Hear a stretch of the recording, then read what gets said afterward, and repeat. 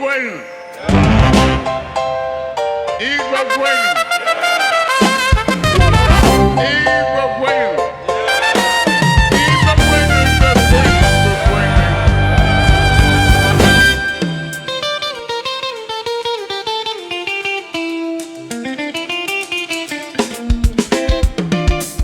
Osadebe, incumbent traditional prime minister, His Royal Highness Igwe Doctor Honorable Engineer Pastor His Excellency Ambassador Igwe Coque eze onye mepimu nke izizi African tallest man otu onye na-ekpogbu olu a osisi ka nkwụ ọkwụrụ ọka fine man without pimple ọ natara dike mma nke mbụ okpuru ọra dike erigharị otigbu ụdị mkpa mana nwaanyị otigbu